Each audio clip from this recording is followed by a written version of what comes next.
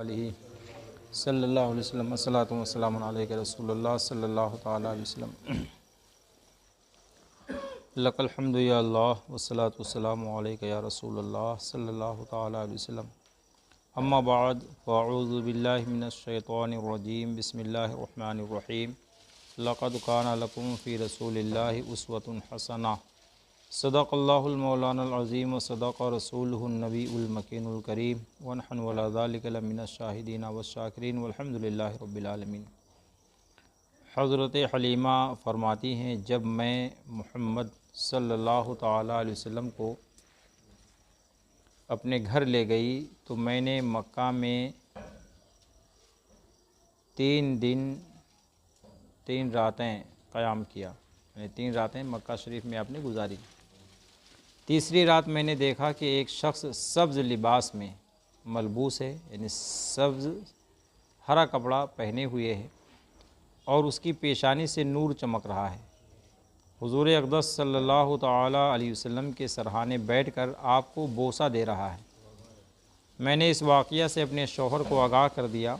वो बोले, ए हलीमा, इस राज को मैं नहीं जानता, मगर इतना मालूम है कि हमसे ज़्यादा सआदतमंद होकर कोई भी अपने वतन वापस नहीं जाएगा। सुभान अल्लाह। यानी कबीले बनी साद की औरतें जो हज़रात मक्का शरीफ में आए थे बच्चों को लेने के लिए, बहुत सारे लोगों ने बड़े बड़े मालदार दौलतमंद वालों के बच्चों को ले लिया। हज़रत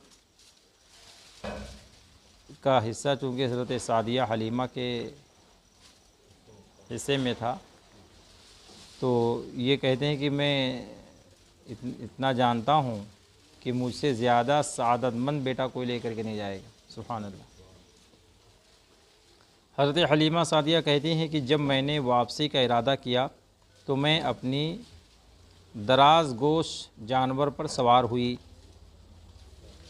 और हुज़ूर अक़दस सल्लल्लाहु ताला अलैहि वसल्लम को अपने आगे बिठाया।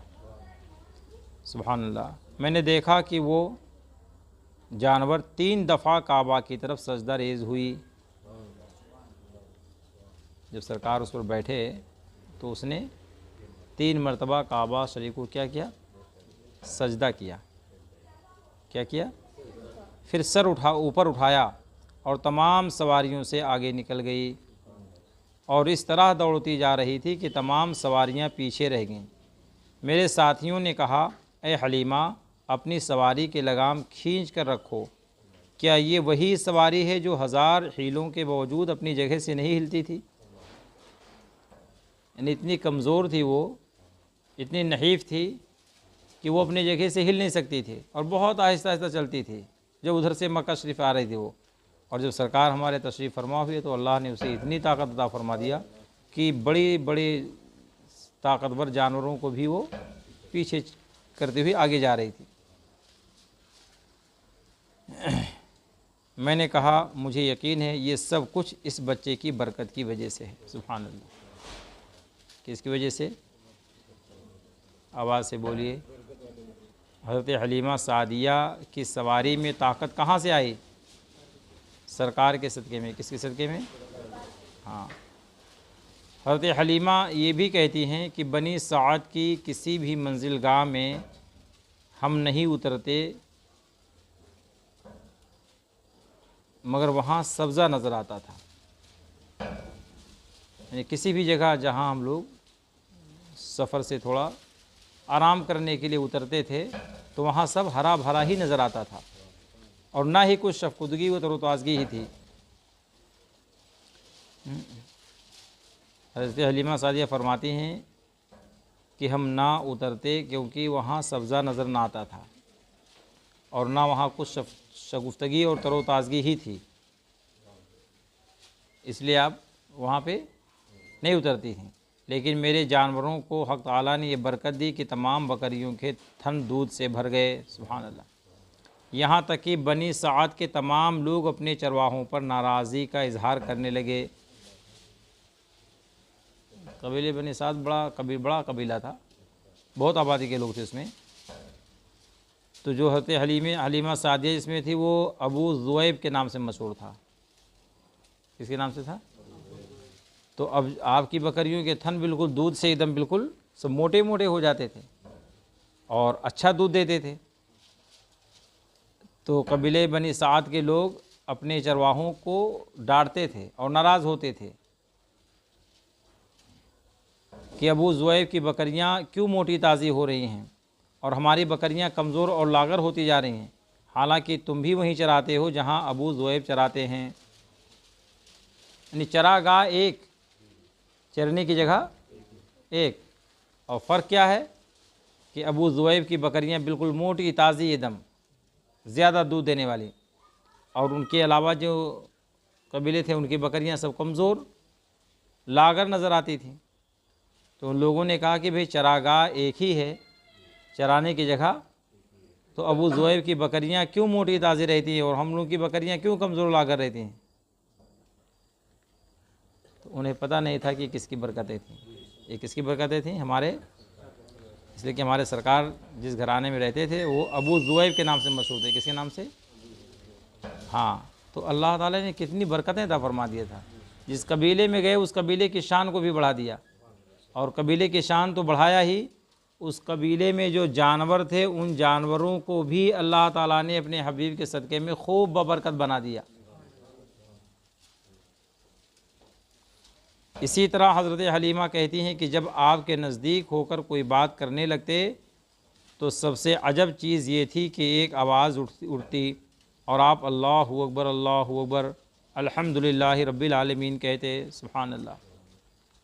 जब भी कोई सरकार के करीब जाता और कुछ गुफ्तगू करना चाहता या गुफ्तगू करता तो सरकार के ज़ुबान मुबारक से, दहने शरीफ से क्या आवाज़ आती थी? अल्लाहु अकबर अल्हम्दुलिल्लाहि रब्बिल आलमीन। क्या आवाज़ आती थी? अल्हम्दुलिल्लाहि रब्बिल आलमीन। इसी तरह कहते हैं कि जब हमारे रसूल सल्लल्लाहु ताला अलैहि वसल्लम 2 माह के हुए लड़कों की तरफ बैठकर चलते और जब 5 माह के हुए तो उठकर चलने लगे। 2 माह के हुए तो जैसे लड़के बैठ कर चलते कि नहीं चलते हैं, घिसट घिसट करके, तो वैसे सरकार चलते थे। और जब 5 माह के हुए तो उठकर चलने लगे। हमारे यहाँ कोई बच्चा चलता है 5 महीने में? नहीं। जब 6 माह के हुए तो तेज़ तेज़ चलने लगे, और जब 7 महीने के हुए तो जिधर चाहते खुशी से चले जाते, और जब 8 माह के हुए तो गुफ्तगू का मफ़हूम ही में समझ में आता था, यानी बातचीत भी करने लगे। लेकिन 9 माह की उम्र शरीफ में फसीह गुफ्तगू करने लगे, और जब 10 माह के हुए तो लड़कों के साथ तीरंदाजी किया करते थे। सल्लल्लाहु ताला अलैहि वसल्लम कितने साल के थे? 10 साल। कितने साल? 10 साल नहीं, 10 माह, 10 महीने के थे। कितने महीने के? तो क्या करते थे? आवाज़ से बोलिए जी। तीरंदाजी नहीं, तीर मारना सीखते थे। बताओ 10 महीने के बच्चे हम लोग के यहाँ क्या करते हैं? खड़े नहीं हो पाते हैं, चलना ही नहीं आता उनको। मगर अल्लाह ताला ने हमारे हबीब को, अपने महबूब को कैसे नवाजा था। जिनका बचपना बेमिसाल है तो उनकी जवानी, उनका बुढ़ापा सब बेमिसाल। जब बेमिसाल अल्लाह पाक ने बनाया तो अब कोई मिसाल दे सकता है कि नबी हमारी तरह बशर थे? मौज़ल्ला। अगर कोई ये कहे कि नबी हमारी तरह बशर थे तो क्या है वो? मुसलमान है वो? हाँ, गुमराह है वो। हज़रत हलीमा का बयान है कि मैं रज़ाअत के दौरान, यानी दूध पिलाने के दौरान, मैं आपकी आदत शरीफ़ा से बहुत आराम में थी। आपने हरगिज़ किसी चीज़ पर पेशाब ना किया जिससे मुझे धोना पड़ा। सुभान अल्लाह, क्या शान थी। हमारे यहाँ बच्चे पेशाब करके पूरा कपड़ा, पूरा बिस्तर सब ख़राब कर देते। छोटे बच्चे जो रहते ना उनको लेटा दो बिस्तर पे तो पेशाब कर दे कि नहीं करते बिस्तर पे? ये अलग जाके करके आते वो लोग जी। सब बिस्तर पे करते कि नहीं? मगर आकाए करीम की शान क्या थी कि कभी बिस्तर पे आपने पेशाब, बचपन में भी आपने कभी पेशाब बिस्तर पर नहीं फरमाया, बल्कि हर रोज़ व शब वक्त मुकर्रर पर एक बार पेशाब किया करते थे। दूसरे दिन जब तक वो वक्त ना होता आप पेशाब ना करते थे। सुभान अल्लाह, क्या शान थी आकाए करीम। एक मरतबा 24 घंटे में, और फिर जब वो वक्त आता तो उसी वक्त में करते। तो कोई भी होगा जान जाते थे कि इनको, उनके पेशाब का वक्त है, तो वो अपना बाहर कर देते थे। हज़रत हलीमा ही का बयान है कि जब हम मक्का से बाहर आए तो हम एक हौज़ पर ठहर गए। कहाँ ठहर गए? हौज़ का मतलब तालाब कह लीजिए। उसी जगह शेख हुज़ैल भी मौजूद था। मेरे साथियों ने कहा, वो अजीब व गरीब बातें जो हुज़ूर अक़दस सल्लल्लाहु ताला अलैहि वसल्लम की वालिदा मोहतरमा ने तुझसे कही हैं उससे पूछ। हज़रत हलीमा से क्या कहा लोगों ने कि भाई सरकार की वालिदा ने तुमसे बहुत सारी बातें ऐसी बताई हैं जो बड़ी अजीब व गरीब हैं, तो पूछो इससे, ये बहुत बड़ा माहिर है शेख हुज़ैल। तो हज़रत हलीमा कहती हैं, मैंने पूछा, ए शेख, इस बच्चे की वालिदा मोहतरमा ने कहा था कि इसकी विलादत के वक्त मुझसे एक नूर निकला जिससे तमाम चीज़ें मुनव्वर हो गईं। जब हुजूर ज़मीन पर तशरीफ़ लाए तो आपने मुट्ठी भर मिट्टी उठाकर अपना सरे अनवर ऊपर उठाया और फिर अपना चेहरे अनवर आसमान की तरफ किया।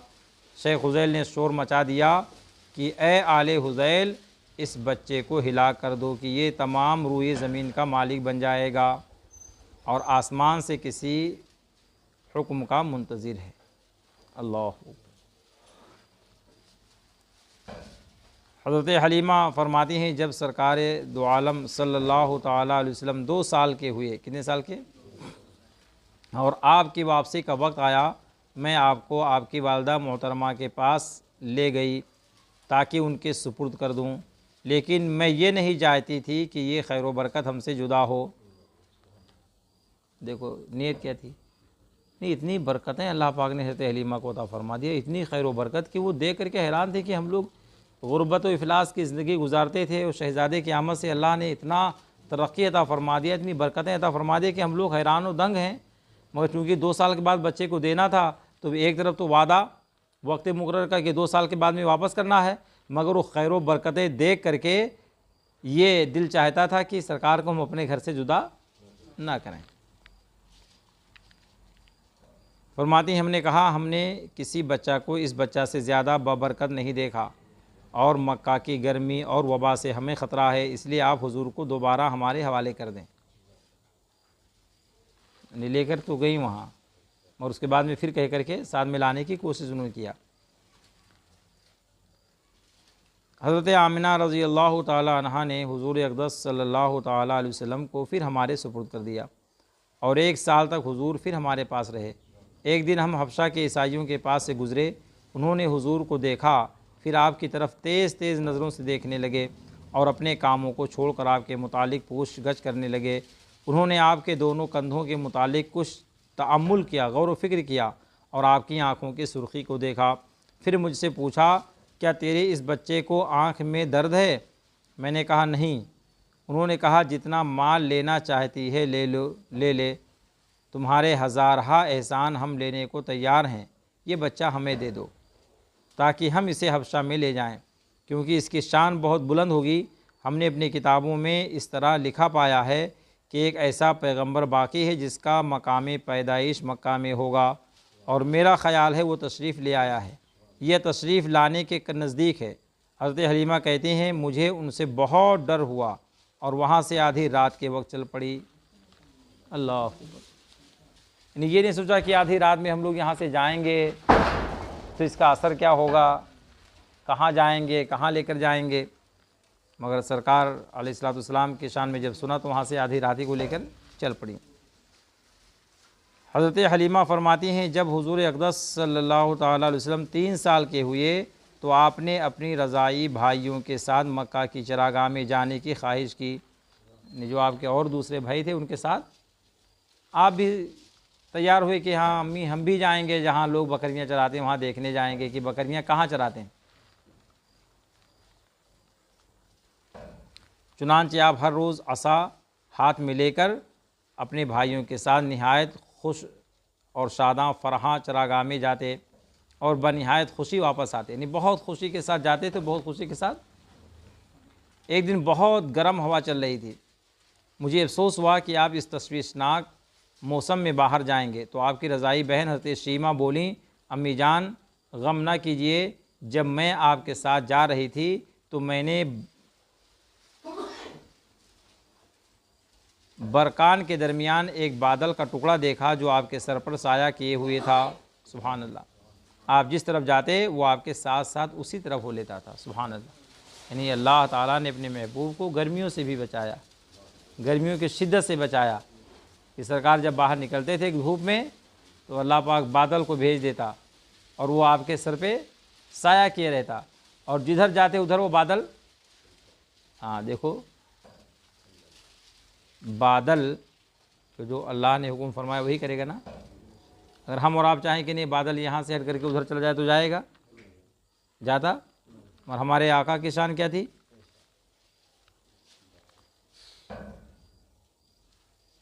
सरकार की शान क्या थी कि बादल सरकार के ताबे था, कि आका करीम जिधर जाते थे तो बादल उधर ही चलता था, और सर पे ऐसे बिल्कुल साया किए होता था कि सरकार पर धूप का असर ना हो, सूरज की धूप गर्मी का असर ना हो। सुभान अल्लाह, ये शान थी। हज़रत हलीमा फरमाती कि एक दिन आप बकरियों की चरागाह में तशरीफ़ ले गए तो आपके भाई हमज़ा दोपहर के वक्त चरागाह से रोते हुए घर आए और कहने लगे, ए अम्मी, मेरे कुरैशी भाई की फ़िक्र करो, मुझे तो उसका मिलना अब दुश्वार नज़र आ रहा है। मैंने कहा किस्सा क्या है? वो बोले, जब हम खेल रहे थे तो एक शख्स आपको उचक्कर पहाड़ पर ले गया और आपके शिकमे मुबारक को चाक कर दिया, आपके पेट शरीफ को उसने चीर दिया। हज़रत हलीमा कहती हैं कि जब मैंने सुना, मैं अबू ज़ुवैब के हमरा वहाँ पहुँची, आपके शौहर थे अबू ज़ुवैब के हमरा वहाँ पहुँची। हमने आपको पहाड़ पर आसमान की तरफ चेहरा किए हुए देखा।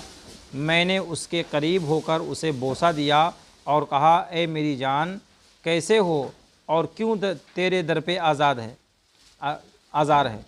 आप सल्लल्लाहु अलैहि वसल्लम ने फरमाया, जब मैं अपने भाइयों के साथ खेल रहा था तो 3 आदमी आए, एक के हाथ में लोटा था, दूसरे के हाथ में चांदी की तस्तरी थी जो सफ़ेद बर्फ़ से पुर थी। वो मुझे मेरे भाइयों के दरमियान से उठाकर पहाड़ पर ले गए। एक ने निहायत शफ़क़त से मुझे सुलाया और मेरा सीना नाफ तक चाक किया। मैंने देखा मुझे कोई तकलीफ़ नहीं हुई थी। उसने मेरा दिल अंदर से निकाला, फिर उसे चीर कर उससे सियाह खून निकाला और उसे बाहर फेंक दिया, और फिर कहा कि ये आपके अंदर ख़राब मादा था जो हमने निकाल दिया, और अब आप शैतान के वसवसा से बिल्कुल महफूज और मसनून हो गए हैं। मेरे दिल को वापस रख दिया और उस पर नूर की मोहर लगा दी। मुझे उस मोहर की सर्दी का एहसास अब भी होता और मैं पट्ठों में होता। तीसरा आदमी उठा और पहले दोनों से कहने लगा, आप चले जाएं क्योंकि तुमने अपना काम कर लिया है। फिर वो मेरे करीब आया और मेरे सीना के शिगा पर हाथ रखा, जिससे ज़ख़म सब बराबर हो गया। फिर उनमें से 2 आदमी आपस में कहने लगे कि आपको और आपकी उम्मत के अफराद को मर्तबा आला दो। मैंने कहा मैं तो और भी लूँगा। फिर उसने कहा, अच्छा, आपकी उम्मत के 100 अफराद को आला मर्तबा से नमाज दो। फिर मैंने कहा मैं तो और लूँगा। उसने कहा चलो आपकी उम्मत के 1000 अफराद को नेमत से नमाज दो। मैंने कहा फिर और लूँगा। वो बोला छोड़िए, आप तो फिर भी और फरमाते जाएंगे अगर आपकी तमाम उम्मत को नवाजा जाए। फिर एक शख्स ने मेरा हाथ पकड़ा और मुझे बिठा दिया। बाद अज़ां उन तीनों ने मेरे सर और पेशानी को बोसा दिया और कहा कि ए हबीब खुदा, आप खाइफ व तरसा ना हों, आप डर खौफ ना महसूस करें। आपको मालूम हो जाएगा कि बारगाह रब्बुल इज़्ज़त से आपको क्या क्या सादतें और करामतें अता होने वाली हैं। आपकी बसीरत चश्म हर लहजा फजूं से फजूं तर हो जाएगी। फिर वो आसमान की तरफ परवाज़ कर गए और आसमान की पिनहाइयों में गायब हो गए। सुभान अल्लाह।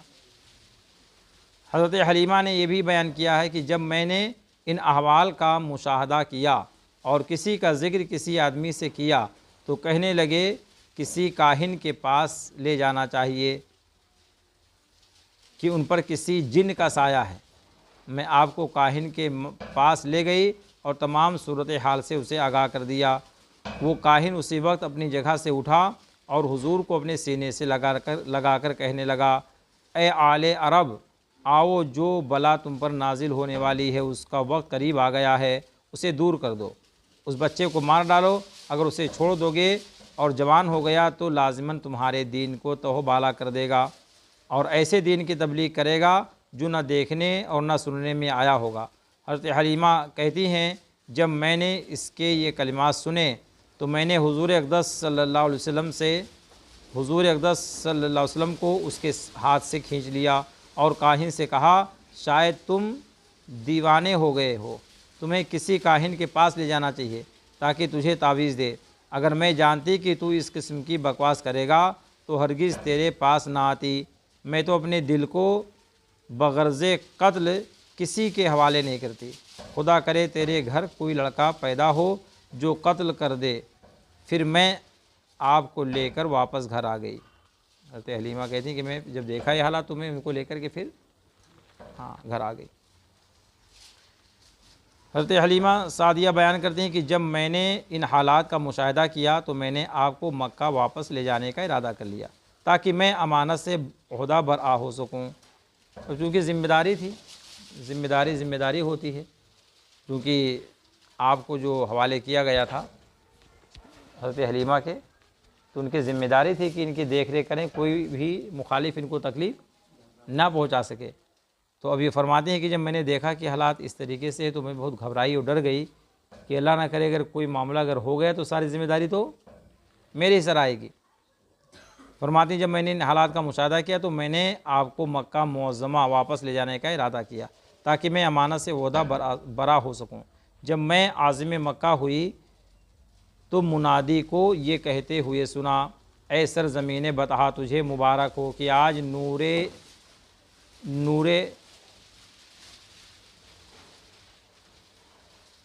ऐन हुस्न जमाल दीन कमाल बुलंदी व इकबाल और इज़्ज़त व जलाल तेरी तरफ लौट रहा है और अब अबदुल आबाद तक तमाम आलाम व मसाइब और कुफ्र ज़ुल्मत मिट जाएंगे।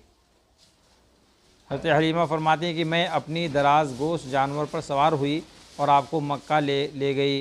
रास्ते में मैंने एक जमात देखी जिसके पास हुज़ूर अलैहिस्सलाम को बिठा दिया और किसी काम के लिए एक तरफ चली गई। अचानक एक खौफनाक आवाज़ सुनाई दी और मैं जल्दी से हुज़ूर अलैहिस्सलाम की तरफ लौट आई, लेकिन हुज़ूर सल्लल्लाहु अलैहि वसल्लम मुझे नज़र ना आए। ये तारीख़ के बाब में बड़ा अहम वाक़या है कि जब वापस लेकर के हज़रत हलीमा आ रही थी सरकार को कि चलो मदीना शरीफ छोड़ देंगी, उस वक्त बड़ा अजीब हादसा पेश आया था और रास्ते में एक जगह बिठा दिया कि भी चलेंगे यहाँ से, तो सरकार वहाँ से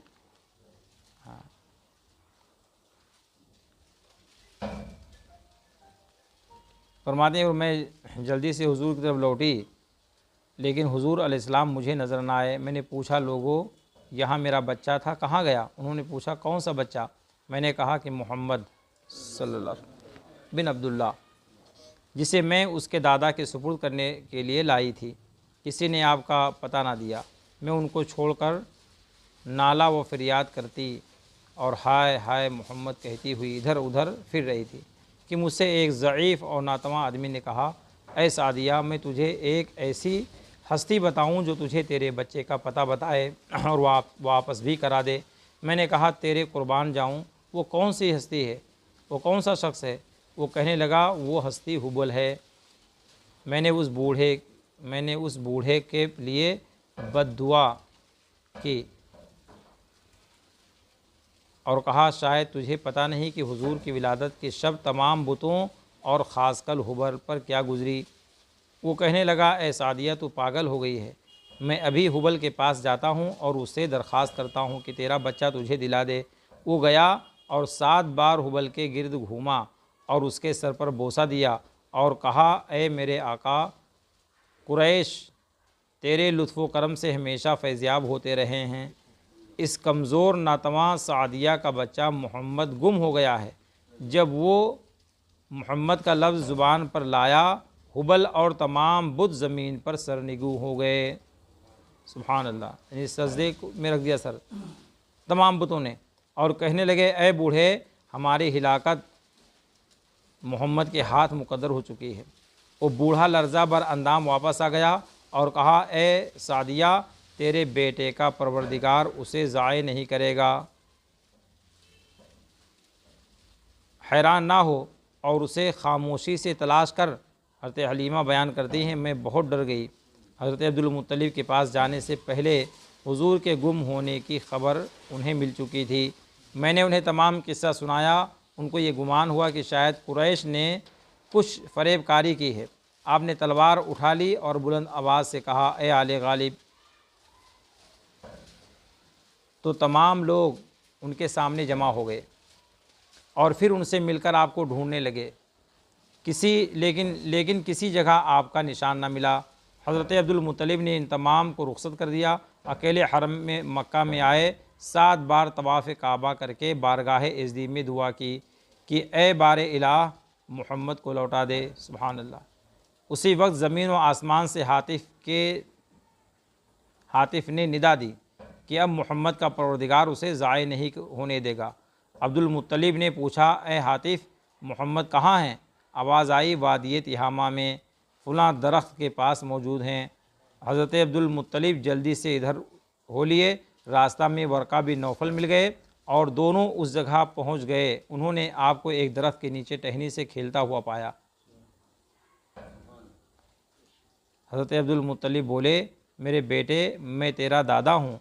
उन्होंने आपको घोड़े पर बिठाया और मक्का ले आए और उसके बाद हलीमा को बहुत से इनाम व इकराम के साथ अपने कबीले में ले आए। अमीरुल मोमिनीन हज़रत अब्बास ने हुजूर की बाज़ मदहतों और मनकबतों में इस वाक़े की तरफ इशारा किया है कि सरकार जब झाड़ के साए में बैठे थे तो आप थोड़ी देर के लिए गायब हो गए थे।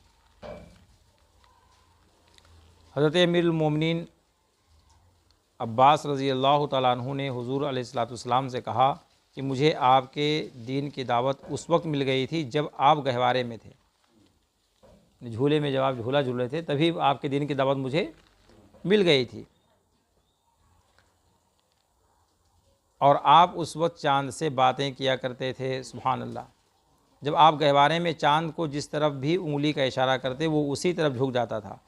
हुजूर अक़दस सल्लल्लाहु अलैहि वसल्लम ने फरमाया, मैं उससे बातें करता था और वो मुझे रोने से मना करता था, और जिस वक्त चाँद तहतुल अर्श सजदा करता तो उसकी आवाज़ मुझे सुनाई देती थी। सुभान अल्लाह। आला हज़रत इमाम अहले सुन्नत रज़ी अल्लाह तआला अन्हु इरशाद फरमाते हैं, चाँद झुक जाता जिधर उंगली उठाते महद में क्या ही चलता था इशारों पर खिलौना। इसमें अलग कर दिया है, इसमें लिखा चाँद झुक जाता जिधर उंगली उठाए मुस्तफ़ा, क्या इशारों पर वो चलता था खिलौना नूर का। तो उसमें जो है वो अलग है। इसमें जब हज़रत आमिना रसूलुल्लाह सल्लल्लाहु अलैहि वसल्लम को मदीना ले गईं तो आपकी खिदमत गुजारी के लिए हज़रत उम्मे ऐमन थी। कौन थी? जो आपके साथ 1 माह तक रहीं। जब हुजूर अक़दस सल्लल्लाहु अलैहि वसल्लम हिजरत के बाद मदीना शरीफ तशरीफ़ ले गए तो वो बातें जो इकामत के दौरान में हुई थीं याद किया करते थे। आपने फरमाया, एक दिन एक यहूदी मुझे गौर से देखने लगा और फिर कहने लगा, ए लड़के, तेरा नाम क्या है? मैंने कहा, अहमद सल्लल्लाहु ताला अलैहि वसल्लम। फिर उसने मेरी पीठ पर नज़र मारी तो मैंने उसे कहते हुए सुना, ये इस उम्मत के पैगंबर हैं। फिर मेरे अहवाल पूछने लगा और लोगों को भी बताने लगा। मेरी अम्मी इस वाक़या से डर गईं और हम मदीना से निकल आए। हज़रत उम्मे ऐमन फरमाती हैं, जब हम मदीना मुनव्वरा में मुकीम थे तो एक दिन दोपहर के वक्त 2 यहूदी आए और कहा, अहमद को बाहर लाइए। मैं आपको बाहर लाई तो वो आपको तेज़ तेज़ नज़रों से देखने लगे। फिर उन्होंने आपकी पुश्ते मुबारक को गौर से देखा। फिर एक दूसरे से कहने लगा, ये इस उम्मत के पैगंबर अलैहिस्सलाम हैं और ये शहर आपका दारुल हिजरत होगा और बहुत जल्द होगा, और इस शहर में कत्ल व गारत बहुत होंगे। ये कब की बात है? सरकार का बचपना था, सरकार का। और जब वापसी के वक्त मौज़े अबवा, जो मक्का मुकरमा मदीना मुनव्वरा के दरमियान वाक़े है, पहुँचे तो हज़रत आमिना बीमार हो गईं। हुज़ूर अलैहिस्सलाम आपके सरहाने बैठे हुए थे। अचानक आपकी वालिदा बेहोश हो गईं। जब होश आया तो अपना चेहरा हुजूर अलैहिस्सलाम की तरफ करके फ़रमाने लगी, बारकल्लाहु फ़ीका मिन ग़ुलामी इन्ना सबहा मल मसरता फ़िल मनामी नाइतुन मबऊसन इलल अनामी मिन इंदी दिल जलाली वल इकरामी। उसके बाद इरशाद फरमाया, कुल्लु मन अलैहा फ़ान, हर जिंदा मिरिंदा है, यानी हर जान वाला मरने वाला है और नई चीज़ पुरानी होने वाली है। अगर मैं फ़ौत हो जाऊं तो मेरा ज़िक्र हमेशा ज़िंदा रहेगा, क्योंकि मैंने एक पाकीज़ा फितरत हस्ती को जन्म दिया है और एक नेक वक्त यादगार छोड़ी है। जब आप फ़ौत हो गईं तो जिन्नों के नोहा करने की आवाज़ें आती थीं। कौन? जिन्नात।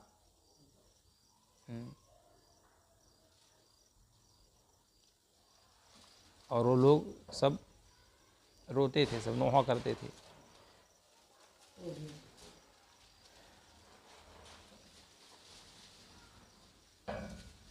यबकल फ़तातुल बिर्रतुल मदीना ज़ौजतु अब्दिल्लाहि वल करीना उम्मु नबी अल्लाहि व सकीना व साहिबुल मिंबरी बिल मदीना।